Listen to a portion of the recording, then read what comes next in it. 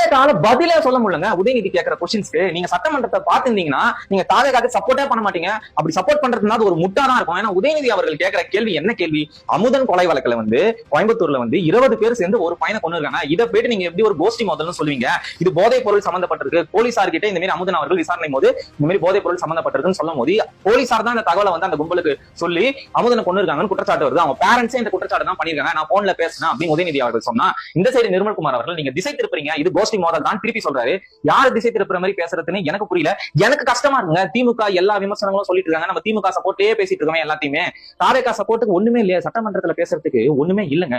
ஆதவர்ஜுன் அவர்கள் என்ன சொல்றாருன்னா 2020 அப்புறமா தான் இந்த போதைப் பொருள் கலாச்சாரம் அதிகமாச்சு அப்படின்னு. சரி, இதை சப்போர்ட் பண்ணி பேசணும். திருப்பி எதிர்த்து உதயநிதி அவர்கள் என்ன சொல்றாருன்னா, அப்ப எதுக்கு 15 காவலாளர்களுக்கு போதைப் பொருள் எதிர்ப்பு சம்பந்தமா நீங்க அவார்டு கொடுத்தீங்க? அப்ப போதைப் பொருள் சரியா கண்ட்ரோல் பண்ணா எதுக்கு அவார்டு கொடுத்தீங்கன்னு கேக்குறாரு. இந்த சைடு அமைச்சர் ஏன்ச்சு வினோத் அவர்கள் அது எல்லாம் ஜெயலலிதா அவர்கள் காலத்துல எல்லாம் கொடுத்ததுதான் சொன்னா, அது இன்ட்ரோடியூஸ் பண்ணதே நாங்க தான் 2023 ஸ்டாலின் அவர்கள் தான் சொல்றாரு. ஒரு கேள்வி கூட பதிலே இல்ல. பதில் சொல்றதுனா திமுக மேல குற்றச்சாட்டு வைக்கிற மாதிரி பதிலா தான் இருக்கே தவிர என்ன பிரச்சனை என்ன சொல்யூஷன் சொல்லவே மாட்டாங்க. மேலோட்டமா ராஜ்மோகன் அவர்கள் நாங்க சொல்யூஷன் கொடுப்போம் அப்படின்னு சொல்லிட்டு போயிடாரு தவிர கேட்ட கொஸ்டினுக்கு பதிலே இல்லங்க. சட்டமன்றத்துல எண்ணிக்கை வேணா 107, 108 இருக்கலாமே தவிர தாவேகாக்கு விவாதங்கள்ல தாவேகா 0 தான்.